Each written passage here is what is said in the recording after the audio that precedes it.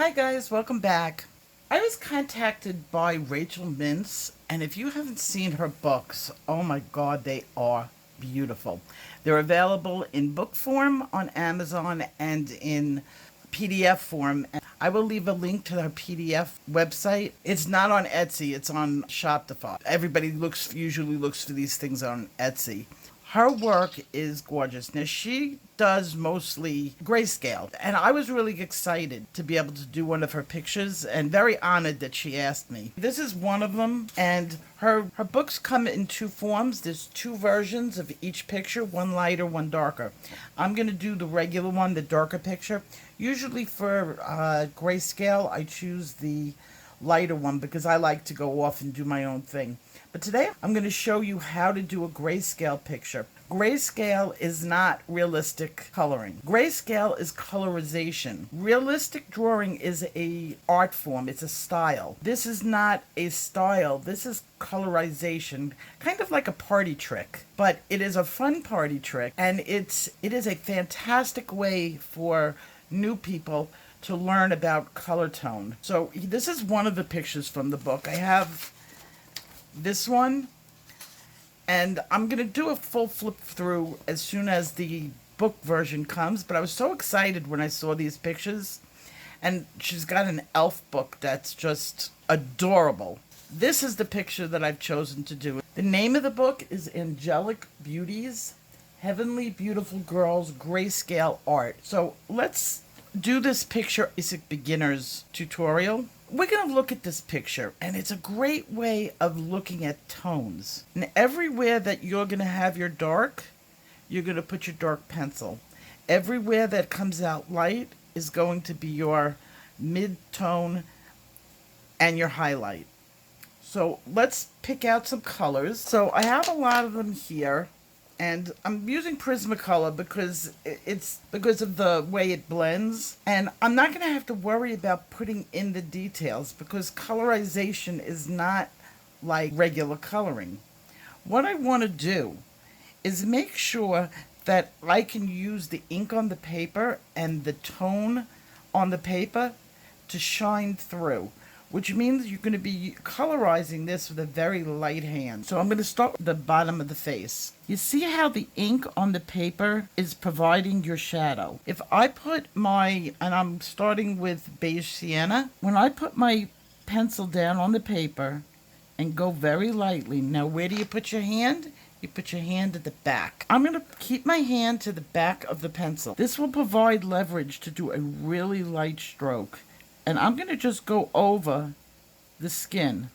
But I'm going over it so lightly that I'm allowing the ink to change the color tone of the pencil. So you'll see it as I get a little bit done. Now the ink is starting to get darker as the pencil goes on it. And then when it gets to the white of the paper, it'll automatically lighten up. So I'm not really worried about choosing the color because it's going to do my toning for me. So I'm going to put you on hyperlapse, put on a little bit of music, and I'm going to get the skin done on her.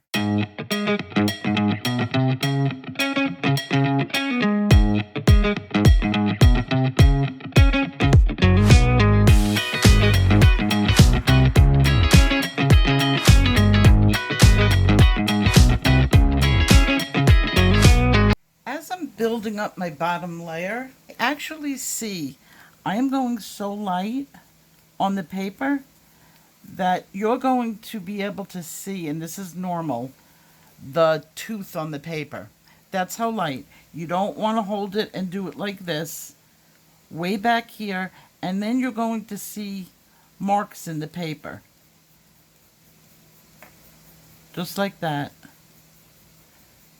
And that's the tooth of the paper if you're doing it properly. Once you get one or two layers down, because you're going over it so lightly and you really don't want to bring it to a burnish, you're going to use a colorless blender and just lightly go over it. You will smooth that and you'll get a much nicer finish on the paper. Now you can leave it the way it is, but it does look more realistic and more photo real when you use a blender. Okay, so I started out with the beige sienna. The second color is going to be the clay rose, and they both have the red undertone. And this color is a little bit darker, so I'm going to put that up by the hairline. All this area in here would have a shadow on it. And you can kind of see where the shadow starts to come in.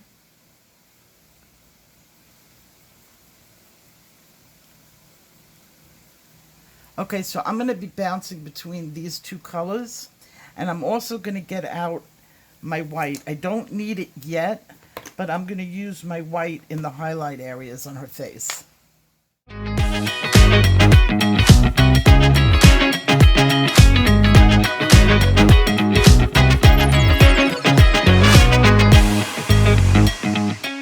So now it's a little bit easier for you to see how I'm allowing the ink on the paper to tone the picture, and she's becoming very lifelike. And that's where this becomes colorization versus realistic drawing, where I would actually pick colors from a photo and then apply them to the paper. Here the tone is already on the paper and I'm enhancing that tone while adding the color. Sometimes this method takes a little bit longer because you have to go so light with your pencil that you're barely touching it. And in no time am I going to now increase the pressure like you would do with regular coloring. And if I was, say, doing this from a line drawing. From a line drawing, color deepens and progresses from the light to the dark. I would also increase my pressure. On this, for the entire picture, you're going to have your hand in the back like you would with the first layer, and you would just lightly, ever so lightly, be scratching at the paper. And if you're patient enough, the rewards are fantastic. You should be able to get this girl to look like she just walked off the pages of a glossy magazine. Because it was a black and white copy or a Greyscale, they don't have the highlight marks, or they're very difficult to see. So you have to have some knowledge behind you of the way you do a portrait picture. Now, if the lighting is coming from in front, okay, so here you have your models and they have the lights coming down upon them this way, as opposed to just having it come down this way. When they come in this way, your highlight is in the middle of the face and down your nose. And that's the direction of the lighting that I'm going to do for this. Now, if I had taken the lighting, and you can do it with this picture, this is a little bit darker over here. So they probably had a brighter light coming in from this side, because this side is a little bit more illuminated, and left the shadow on this side. Now she would look really nice if I shadowed this whole entire side of the face, but I'm not gonna do that because I want to keep that highlight area going to this portion of her face right there. So I'll have her lips, her nose, and the forehead right here, sort of slanting towards this side. This is a trick that I do with highlighting. I get out, now I'm using my go-to pencil, which is my Holbein white, soft white. And that's my go-to white pencil for everything, just so that you know. I'm going to make sure my highlight area stays white, or lighter than everything else on the page. I'm going to put in a layer of white. Now, because this layer is there, this white, everything that goes on top of it is going to be lighter. You're not going to be able to reach those really deep tones. So if you accidentally go over your white area with a darker pencil, because that does happen, especially with new people, you keep focusing and then all of a sudden what happened to your highlight? The white pencil on the bottom, just putting it in for now, will hold that space open, because you won't be able to color on it. You won't get the same tonal value as, say, if I was coloring up here, I suddenly hit white and my tonal value is going to change because there's white there. That's a trick that, well, everybody can use. Here is my areas of highlight. On this picture, and you can see right in here would have a highlight, right in here would have a highlight, especially with modern day makeup. That seems to be the big thing, to put really white in those areas. And I'm going to highlight on her lips. Now, other areas that you might not notice in the picture that do have a highlight right above the lip. And, well, she's wearing makeup, but you could see the waterline on her eye right here has white. Some people cover that up with makeup, but it would have a shine on it normally because of tears. Your eyes are moist. So you might not be able to see that white until later on, but at least you know that area is covered up. And another area that would naturally have a highlight would be the chin, right around here. And that's because it juts out. It is closer to the light source than, say, right underneath the lip, which is usually shaded. And right at the tip of the nose is another good place for a highlight. Actually, the best thing to do if you want to learn how to color skin is go watch the makeup community. Watch what happens when I take my pencil and I go over the highlighted area. Using the same pressure, light pressure, the page doesn't even change. And that's what I love about putting that white in first. Another highlight area that I didn't put in before, but I'm going to put in now, is right underneath the brow. And I'm going to do that to the other side. It's going to show up more on the darker side. Okay, that will prevent it from becoming too dark.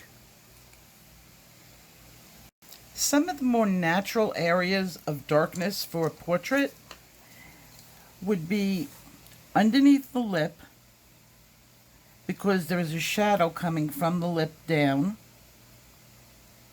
You would have a natural shadow right underneath the nose, near the nostrils, and right at the really tip bottom of the nose. Also, if you want to make the nose protrude outward, or you want to take some nose away from the person, this is the area right in here that would darken. The darker this area, the more prominent the nose. The lighter the area right in here. If I do this really light, then she looks like she has a flatter nose. If I really darken this area up, right in here, her nose will start to stand out more. And remember, the darker color that I'm using is the clay rose. Right over here, sort of the bags of the eye, you're going to have right at the bottom of that a darkened area. And that's for all portraits. It's just where the light hits a face. And then, right here, it's going to be lighter. And in fact, I'm going to lighten it up even with my white pencil. And that's because it has a natural hump going from the actual eye socket around and the bag of the eye. Another area that's dark on an eye that should be done with a light gray pencil, and I'm going to get out a light gray. Okay, I have a 50 Cool, is the shadow on the eyeball itself, right there. And that's a slight shadow coming off of the eyelid. You know, there's very little white in the white of a person's eye. The white of the eye is usually done by using the gray and also a little bit of red. And in fact, I'm going to put in my redder area of the eye. This is clay rose again. Let me get a darker. Okay, the henna. I want this little area in here a little pink. And when you combine it with the white, it makes it the perfect color. Now, if you were colorizing a photo, if you had a their real coloring, I would know. I don't have a picture of this woman, so I don't know what her true skin color or tone is. But it appears that she has dark eyes. So I'm going to get out a dark pencil. This is natural brown. And I'm going to just colorize her eye a little bit. And then I'm going to take my white and I'm going to put a little bit of a glare or a water mark into the eye. And just so that you remember, pupils are really not really round. They're actually a muscle. And they're kind of star-shaped, but it's hard to tell. So whenever you're doing pupils, don't give them the stark round look. They're kind of a little bit crinkly at the very edges, ever so slightly. Just like that. And then I'm going to take my black. Eyes can be two different sizes because she could be squinting with one eye, or she could be have one eye way open, and so the size of the eyes are not as important as the pupils. Pupils must be equal. If you have unequal pupils, you might not notice it enough to say it's uncomfortable, but it's a sign of a head injury, and it gives the person who's looking at the picture a very odd feeling that they won't be able to put their finger on. But it's a natural instinct in a human that will say something is wrong, something is ill. It's like a fight or flight. Why does that person have unequal pupils? So you always try to get your pupils as equal as possible. Now you're also going to have the crease of the eye being dark, but it's not black. I would go with like a gray on the crease, and I want it to be a dark gray of the Deli pencil. Okay, and right in here, making the eye look deep set. A lot of times what I do is I get out a fine marker, and this is a really good trick. Do your eyelashes with a fine marker, because even if you go over them, let me see, these fine markers are from Art and Fly. I'm going to look for a thin one. Perfect. And I'm going to just go over my eyelashes, fine marker.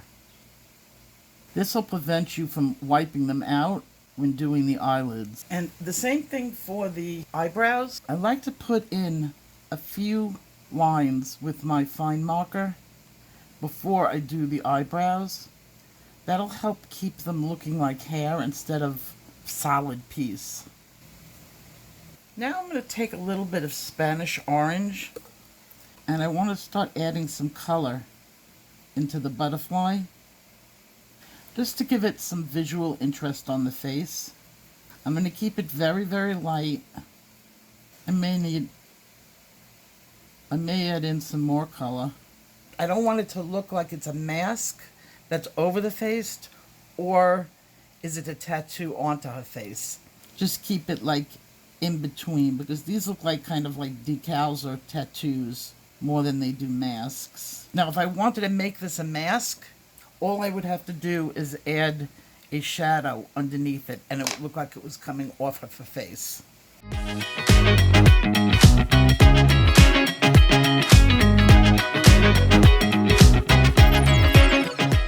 For her lips, I'm going to do it in mahogany red, and I want to make sure that I keep in these dark spaces, the lines that are on the lips. I don't want it totally smooth. I'm going very, very light, just letting the tone of the paper guide me. And if you do it light enough, the tone will create that look. Okay? So we're going to do it to the bottom. I'm going to go so lightly on the bottom. I already have a white layer. Okay, and I'm going to use my blender marker just to smooth it out.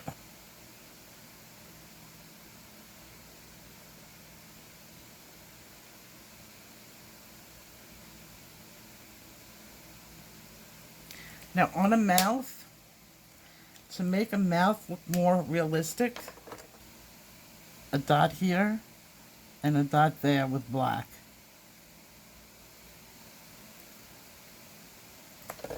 And that helps open up the mouth and separate the bottom lip from the top lip.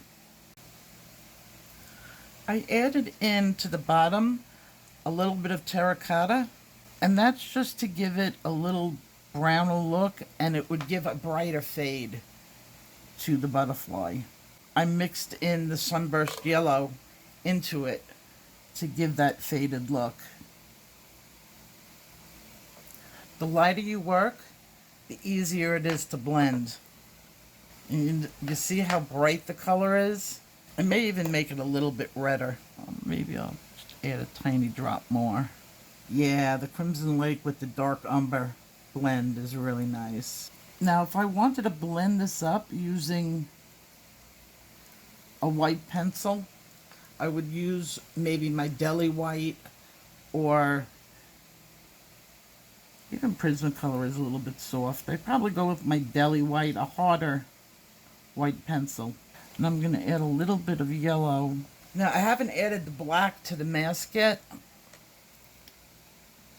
only because I don't want the black being smeared by my hands, which black has a tendency of doing.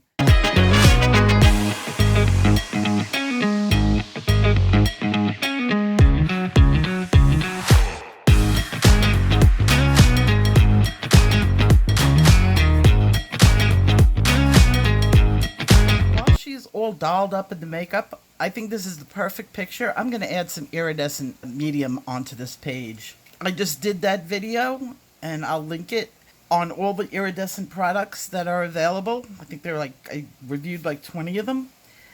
I'm going to use the Liquitex iridescent medium, and I'm only going to add a tiny, tiny, tiny drop, just because she looks like she needs it. She needs to shine in the right places. So, in fact, I just did the iridescent videos. I just finished it. I still have my little tray out on my desk. So I'm going to just pour, shook it up. I'm going to shake it up again. And I'm just going to pour a little dollop into my tray. That's it. That's all I need. And I have a fine detail brush. I don't know where I got these from. It might have been Amazon. It might have been Hobby Lobby at one point. It's brand new. In fact, I still have the little thing that goes on it. And I think I'm going to do it on her lips. Right in the center. Now, it's not a whitener. It's an iridescent. So when I look at this picture and when I lift it up, you'll see that iridescent look. It'll make it slightly more white, but not much. And I'm going to add it to her hair, too, when we do her hair, into the highlights. And maybe a little bit on the corners of her eyes. Right in here. And we'll just bring that down and around. Give her a real made-up look. Like Jeffree Star just did her makeup. I don't know if this would be a Jeffree Star. Who's that other one, the young kid that does all the fancy makeup? James Charles. This is a look that James Charles would do. And maybe some on the earrings where it highlights. Just to give it a sparkle. Now when I lift it up and I show you, you'll see why I love this stuff so much. It's kind of hard just to demo it without a picture. You don't get the true value of how good this stuff is. And just remember, I have 99% of it left, which is a teeny tiny drop. That bottle that I just showed you should last you for life. And I could have chose any of them, the blue highlights. I may even try gold. Let's see. Let's get all fancy. We'll do the red. No, I want the gold. And there it is. Just wipe off my brush. And let's get some gold going. Let's see, where can I put it? The gold would be better in here to go with the yellow. And the iridescent medium can be mixed with it. They are compatible. Maybe I'll put some gold in her eyes. That would be nice. This is very sheer. Let's see what we can do with the eyes. Nice. I like that. Now I'm going to go back with the pencil and smooth that in once it's dry. I love that. I think that's exactly what the eyes needed. Nice. I'm going to add just a smidge of the gold. And let's see, where else? Anywhere else? No, but we're going to go at it with the hair. I'm going to start the hair. And that's where I'm going to go at it with the highlights. I've been rather irresponsible with brushes in the past, leaving paint on them. You don't want to do it. The quickest way to ruin a brush is to leave your paint sitting on it. Okay, I'm going to put it back in my little cap, just to protect it. You want to keep your detail brushes nice and pointy. And let's start with the hair. What color should we make her hair? Now, she's got all that yellow in her face. Let's put a little bit of red in her hair. So, I'm going to start with terracotta in the darker places. Because now she looks like she's kind of gray. Young woman. And I'm going to follow into the dark areas. Because remember, you're not creating the art, because if you're doing this with a photograph, you don't want to change the person's look. You just want to get used to following exactly where you want to put the darks and where you're going to put your lights, dictated by the paper. I remember the first colorized picture I did. I thought that was the greatest thing. That was back in, my kids were young, really young. And my best friend, Mina, I've talked about her before. She used to do it, and she got me into doing it. And that's why I did my grandmother's picture. Well, not so much me, she did it. Mina was an artist since she was a little girl. We had the best play dates because she was as into art as I was. It's the reason why we were best friends. So we would have the most amazing play dates, and she always had the coolest things. Before blinging things was popular and putting diamonds on everything, she would do that. And her grandmother used to give her these crystals that were like Swarovski equivalent. Get the light off of it. It's easier for me to see. I don't want such bright light. I hope you guys are able to see her. Look how sweet she looks. How natural. So, she used to get all these great art supplies. I don't remember where or why, but it was a relative who gave it to her. And did we have fun with that. I remember it was the first time that we ever got left alone in the house. Without a parent, I was with her. We nearly set the kitchen on fire. If I was my own mother, and we decided, while her mother wasn't home, we were going to do secret messages. She had such a good imagination. We were going to make secret messages with lemon juice to each other. And then you take didn't say this was bright, okay? Then you take the lemon juice and you burn it on the stove. So like you took a Q-tip, wrote your name, like hi or something like that. And that's a secret message because it became clear. But when it dried and then you put it over a flame high enough, the lemon juice would turn dark brown and it would reveal the secret message. Well, I can't even tell you how many pieces of paper we set on fire. I would have killed us. Oh my God, if our mother only knew. That's why it was really fun to have play dates at her house. She had really nice parents. She's passed away. I've talked about that. She passed away about 1.5 years ago. And her husband, unfortunately, passed away also from COVID. He was a paramedic. God, I lost the word. Yeah, he was a paramedic helping everybody, diving into the work because he missed her. She would have had a fit because he worked more hours during the COVID. A true hero in every sense of the word. Nicest guy. And one day he just started feeling sick. He got diagnosed with it. He was in his living room and he collapsed. I don't think I ever told the story. I said that he passed away, but I don't even think I told the story. But he collapsed and nobody knew because he didn't tell anybody he was sick. And like a day or two later, his kids found him because he wasn't answering the phone. So they went over, adult children, and he was still alive. And they rushed him to the hospital, but he had been in a coma since he passed out. We're assuming he was in a coma. And they brought him back, like, to the point where he was conscious. And we really thought he was going to make it, but he started having organ failure and passed on.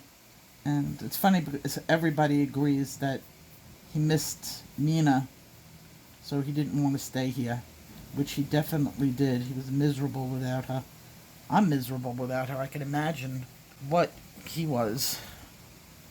That's a sad story, as I sit here and ramble. I'm excited to see what this picture comes out like. When I saw this book, literally it was a day ago, 2 days ago. Their email to me went into my spam for whatever reason, and because there was nothing spammy in it. So I have no idea why it ended up in my spam. So they had written to me a while ago and got nothing back from me. So I was like, I felt bad because all they did was show me the book. And I was like, yeah, I can work with that. I could definitely work with that. Good job. I love a good quality grayscale. I really do. What I love about this is all the pictures. It's heavenly angels. She's not supposed to be like earthly.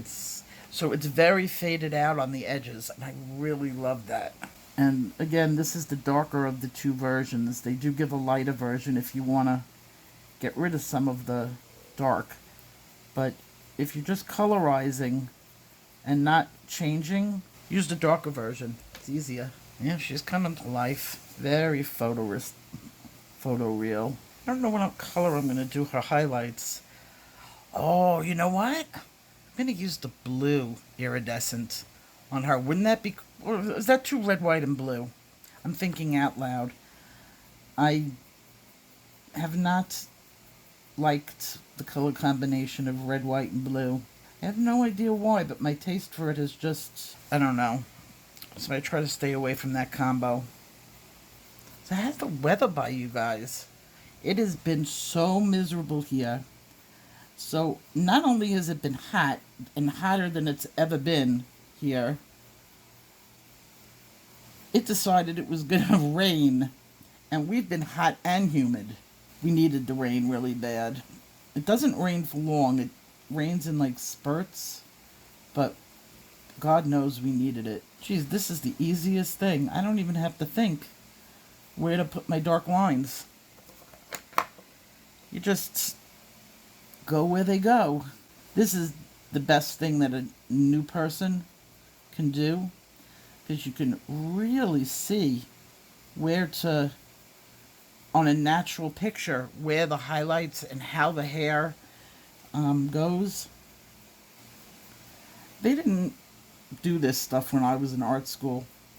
I think if I was teaching on a college level where I could really say, oh, you have to do this, and it's like grade dependent, I would hand them a book.